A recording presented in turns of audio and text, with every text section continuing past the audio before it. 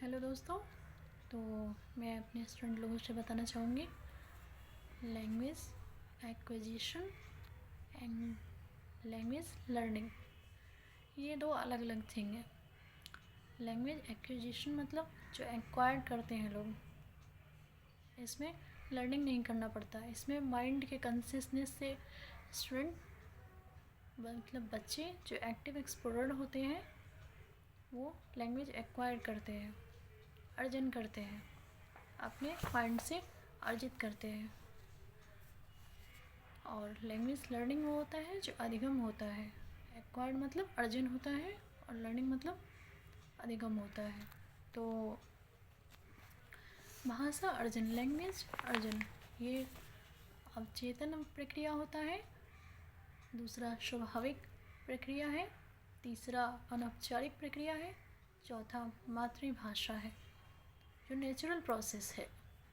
हमारा target language है, ये हमारा लक्ष्य भाषा है, टारगेट लैंग्वेज, जो कि नेचुरल ढंग से एक्वायर्ड किया जाता है।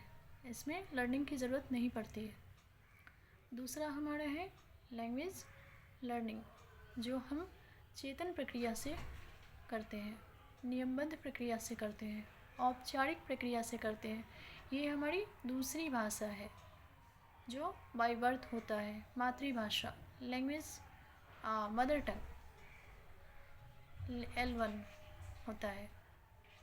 तो मातृभाषा हिंदी हमारी राजभाषा है, राष्ट्रीय भाषा नहीं है। आर्टिकल ओला के अंतर्गत ऑफिशियल लैंग्वेज एक्ट ओला 343 आर्टिकल 1 के तहत हिंदी को हम राजभाषा के रूप में जानते हैं। हमारा ऑफिशियल लैंग्वेज है हिंदी, राष्ट्रीय भाषा नहीं, राजभाषा है हिंदी। ये कन्फ्यूज़न था बहुत दिन से, हिंदी राष्ट्रभाषा है, राजभाषा है, राष्ट्रीय भाषा है। तो हमने देखा कि इंग्लिश ऑफिशियल एक्ट के द्वारा ये हमारा कार्यालय का भाषा है, ऑफिशियल लैंग्वेज है हिंदी। ओला किसके अंतर्गत? ओला, जैसे याद है ओला चलता है ना गाड़ी, उससे भी याद रखा था ओला। तो वो उसका अलग स्पेलिंग होता है, ये ओला याद रखने के लिए हम याद रख सकते हैं ओला, ऑफिशियल लैंग्वेज एक्ट। तो ये हमारा हिंदी हमारा राजभाषा है। और इंग्लिश हमारा मल्टीलिंगुअल देश में इंग्लिश हमारा ग्लोबल लैंग्वेज है।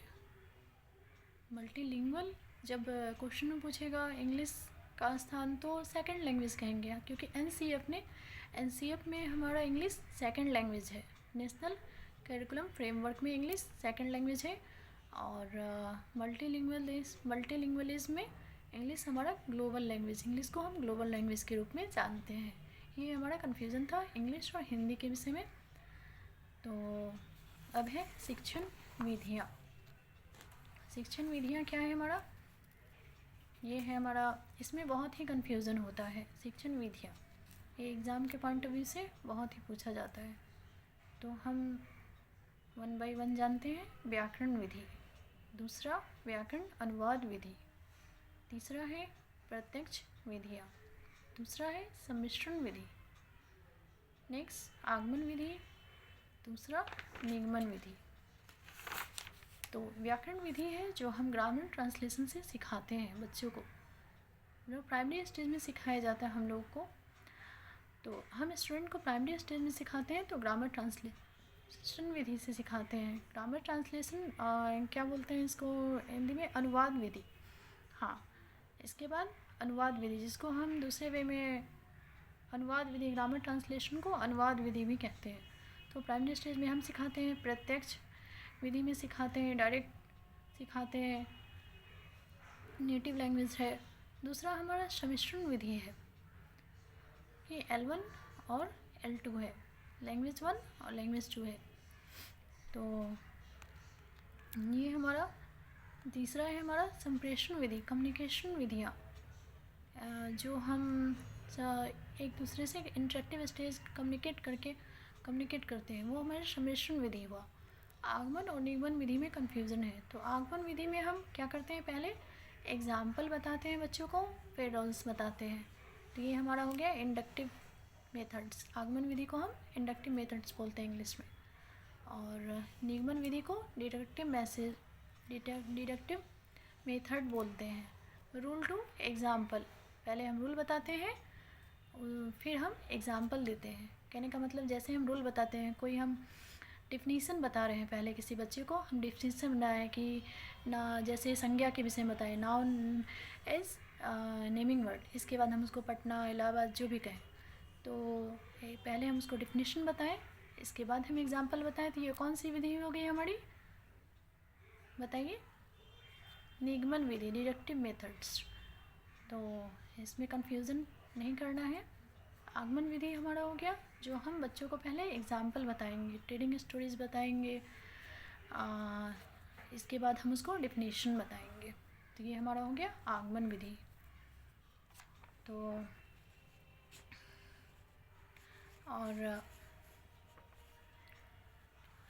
जो हमारा 4 है वो फिजिकल, कॉग्निटिव, इमोशन और सोशल डेवलपमेंट के 4 प्रकार हैं।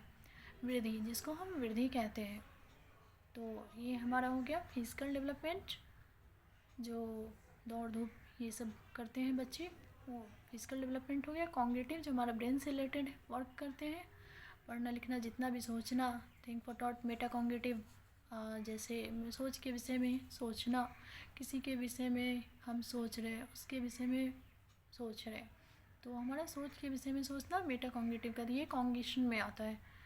इसके बाद हो गया हमारा सोशल डेवलपमेंट, सामाजिक विकास हो गया, जो हम इंट्रैक्शन करके सीखे, ग्रॉस मोटर स्किल हो गया, या हम एक बच्चे को, जैसे वाइगोस्की ने कहा है कि वाइगोस्की चाचा ने कहा है कि बच्चे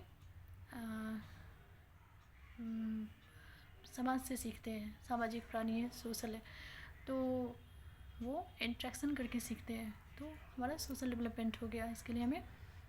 और ये हो गया इमोशनल डेवलपमेंट, जो हम अपने इमोशन पे कंट्रोल करेंगे तभी हम भावना पे कंट्रोल करें तभी हम अपना संतुलन बनाए रखेंगे, और वो हमारा हो गया क्या, इमोशन। जब इमोशन ही कंट्रोल नहीं रखेंगे तो आगे कौन सा डेवलपमेंट होगा, तो हमें वो हमारा हो गया इमोशनल डेवलपमेंट। तो एक टीचर को हमेशा भावात्मकता को संतुलित में रखना चाहिए, ताकि वो अपने स्टूडेंट को अच्छे से समझा सके। ज़रूरत से ज़्यादा एक्साइटमेंट नहीं होता है। हाँ, बच्चों को लेकर एक्साइटमेंट बच्चों में होता है, लेकिन बच्चे अगर एक्टिव हैं, बच्चे को कहा भी गया है बच्चे ज्ञान के एक्टिव एक्सप्लोरर होते हैं। पहले टाइम में था बच्चे प्लेन पेपर बोलते थे, और बोला जाता था बच्चे, अभी भी बोला जाता है बच्चे अनुकरण से सीखते हैं। हाँ, तो बच्चे हैं अनुकरण से ही सीखेंगे। जैसे कुकिंग होता है, पहले बैबलिंग हो गया, फिर टेलीग्राफिक स्पीच हो गया, कुकिंग हो गया, जो बच्चे 0 से 2 साल के बच्चे करते हैं। बैबलिंग हो गया 2 से 7 साल के बच्चे करते हैं। इसके ऊपर के बच्चे करते हैं टेलीग्राफिक स्पीच करते हैं। एक शब्द बोलेंगे, फिर एक शब्द को जोड़ के बोलेंगे, फिर उसके बाद 2 से 3 शब्द बोलेंगे, 2 शब्द बोलेंगे, एक शब्द बोलेंगे, 27 शब्द बोलेंगे, फिर 2077 शब्द बोलेंगे। तो इस तरह से बच्चे हमारे वर्ड जैसे जैसे बड़े होंगे शब्दों का हथियार की तरह यूज़ करते हैं, कारण ज्ञान के एक्टिव एक्सप्लोरर होते हैं। तो कहा भी गया है कि बच्चे एक्टिव एक्सप्लोरर होते हैं। तो थैंक यू दोस्तों।